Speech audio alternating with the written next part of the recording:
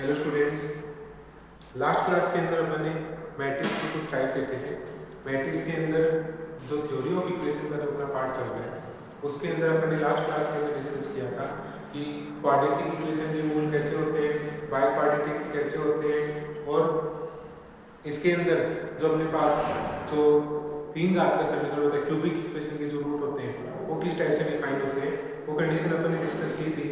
आज next class के अंदर अपन डिस्कस करते हैं कि अगर इसके रूट अपने पास कोई कंडीशन के रूप में, जैसे अरिथमेटिक प्रोग्रेशन के रूप में हो, या फिर जियोमेट्रिक प्रोग्रेशन के रूप में हो, या फिर हार्मोनिक प्रोग्रेशन के रूप में हो, ठीक है, जिसको अपन क्या बोलते हैं, समांतर श्रेणी, गुणोत्तर श्रेणी तथा ऋणात्मक श्रेणी के अंदर हो, तब उसको कैसे सोल्व करेंगे।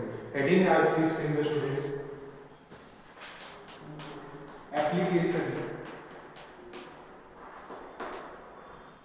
application of the relations,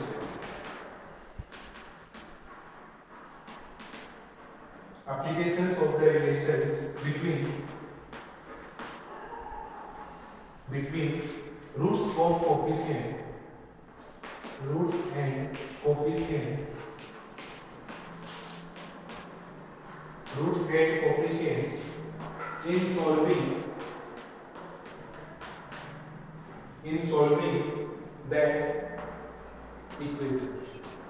in solving that equations. Application of the relations between roots and coefficients in solving the equation. मूलों एवं गुणांकों के संबंधों का समीकरणों के हल में प्रयोग। देखिए कैसे करते हैं। इसके अंदर सबसे पहले अपने को रूट्स अलग अलग फॉर्म में दे रखे होंगे, जैसे कि स्पष्ट है, if roots in GP AP लिखता है, AP फॉर्म, जहां पे AP का पूरा नाम है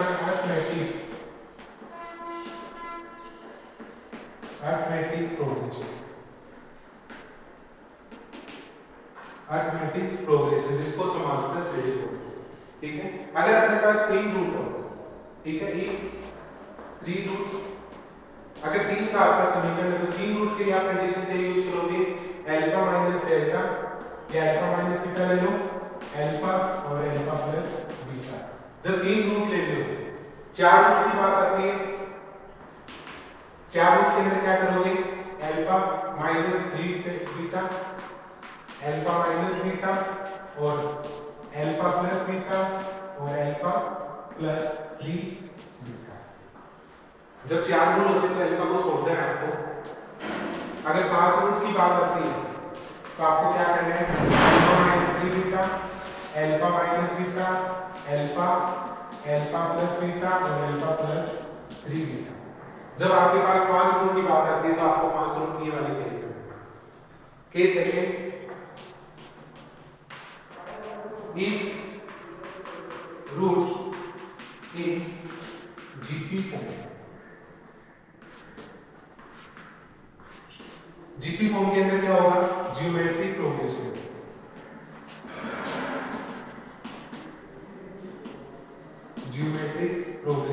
जिसको बोलते हैं गुणोत्तर श्रेणी।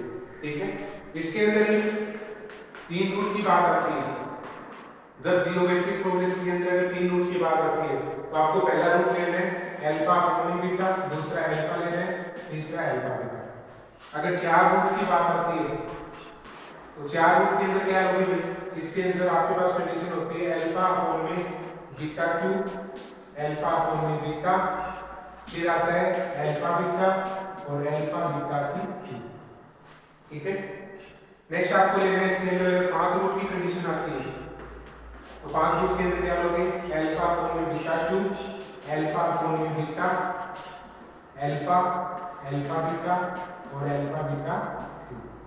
अगर पांच की कंडीशन आएगी तो आपको ये वाले रूट्स लेने हैं इसके अंदर, अल्फा बीटा का स्टूडेंट्स, अल्फा बीटा। ठीक है, अगर बात आती है केस थर्ड है, if roots in HP का मतलब होता है हार्मोनिक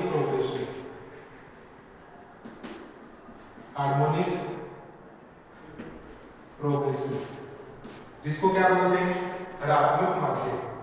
ठीक है, अगर इसके अंदर होता है तो आपको क्या करना है स्टूडेंट्स, पुट करना है यहाँ पे ठीक है। तो थर्ड केस की बात आती है तो आपको पुट करना है वहां पे क्या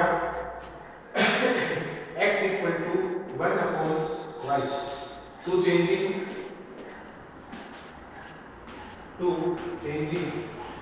इक्वेशन इन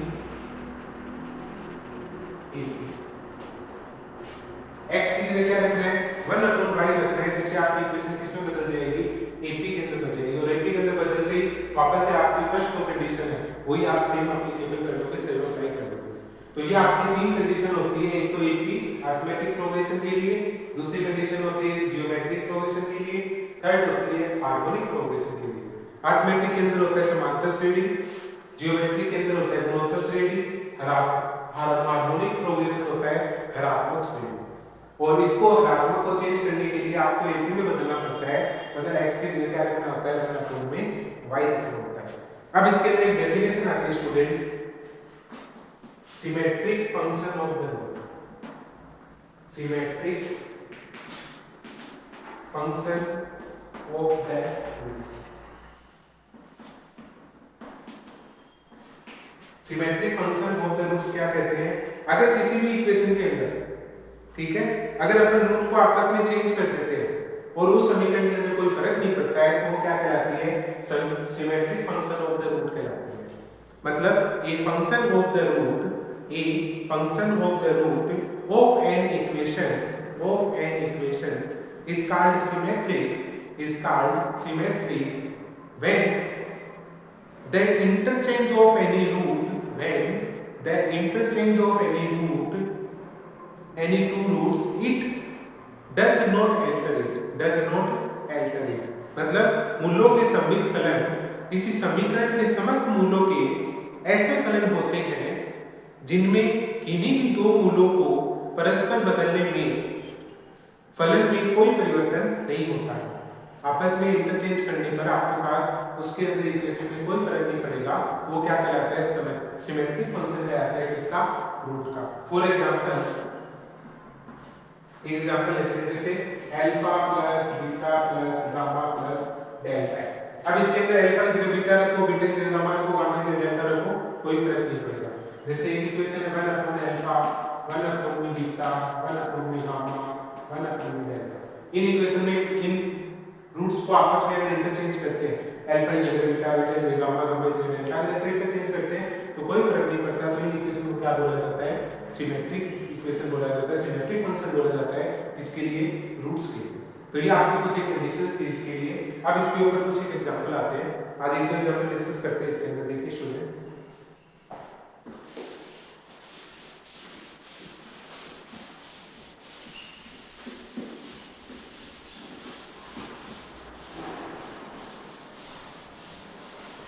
देखिए फर्स्ट एग्जांपल देखिए स्टूडेंट्स क्या करते हैं। क्वेश्चन नंबर 1 है इसका, आपको दे रखा है सॉल्व द फॉलोइंग,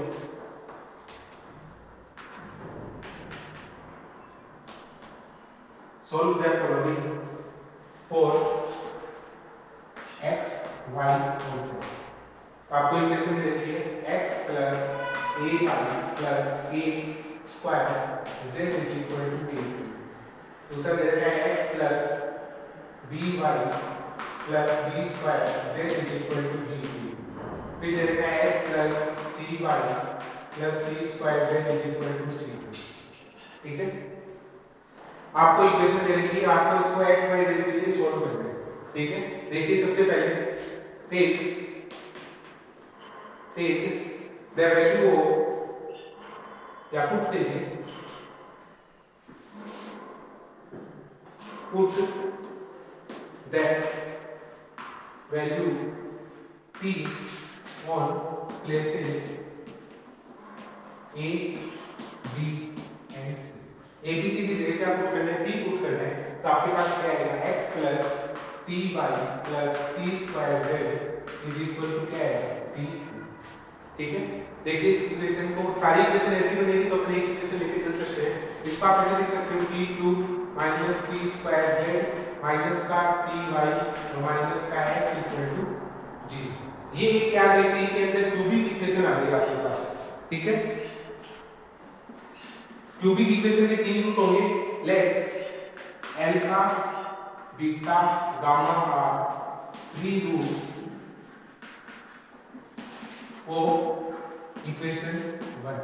समीकरण 1 के 3 रूट कौन से मान लिए? Alpha beta gamma. अब तीनों की कंडीशन क्या होती है? पहली कंडीशन होती है अल्फा बीटा प्लस गामा, और क्या आता है? माइनस का b अपॉन में a, तो ये क्या हो जाएगा? z। Alpha plus beta plus gamma बराबर क्या हो जाएगा? या फिर आप अल्फा बीटा गामा लीजिए, तो आपके एबीसी है उसी को ले लो, उससे सेम रहेगा। एबीसी ले लीजिए a, b, c। तो आपके पास फर्स्ट कंडीशन आएगी a plus b plus c is equal to z।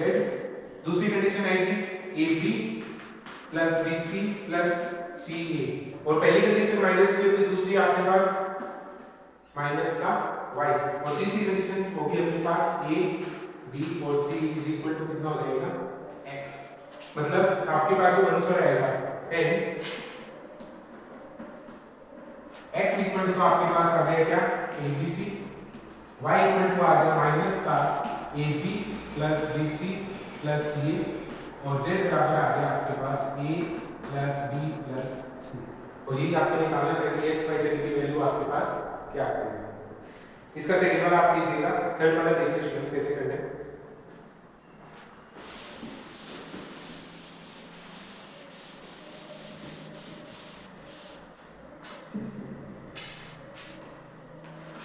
Third number आपको दिया हुआ है, solve x cube minus 7x square plus 36 is equal to 0, given that one root is double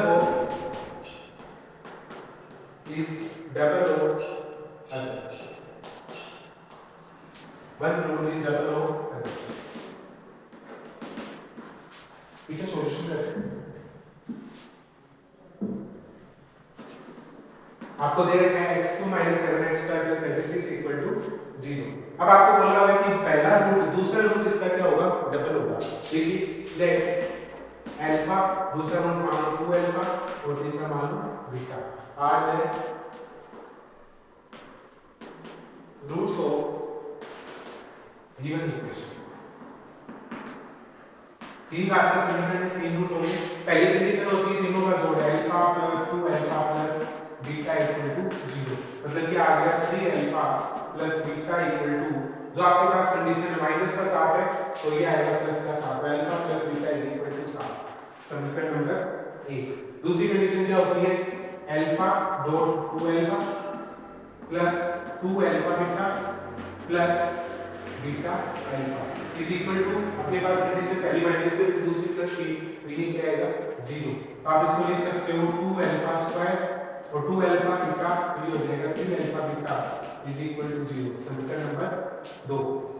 last क्या है? तीनों का गुणा आता है, तो अल्फा 2 अल्फा और बीटा इज इक्वल टू कितना आएगा? कांस्टेंट टर्म आती है, तो ये कितना आएगा? 36। वो भी किसका आएगा?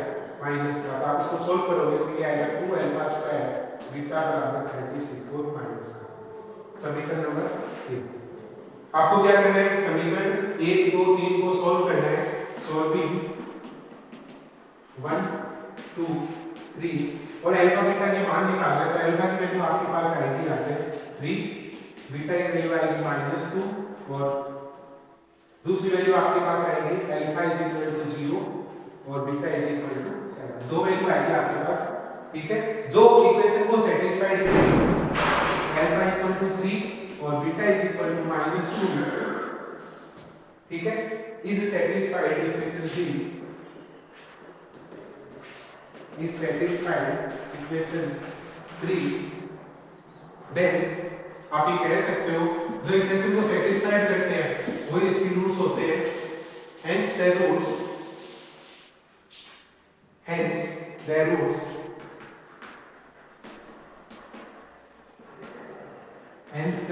रूट्स क्या होंगे? एक तो आपके पास हो जाएगा 3, दूसरा हो जाएगा 6 और तीसरा क्या हो जाएगा? -3। ये आपके तीनों क्या हो जाएंगे? इसके रूट्स हो जाएंगे। 3 अल्फा की जगह रखोगे तो 3, इसकी जगह रखोगे तो 6, इसकी जगह रखोगे तो -2। तो ये स्टूडेंट्स आपका सेकंड थर्ड वाला एग्जांपल था, इसको कंप्लीट कीजिएगा। 3 फर्स्ट सेकंड वाला आप करना, थर्ड वाला मैंने करवा दिया, फोर्थ वाला ट्राई करना। फिफ्थ वाला अपन नेक्स्ट क्लास के अंदर डिस्कस करेंगे स्टूडेंट्स। ओके।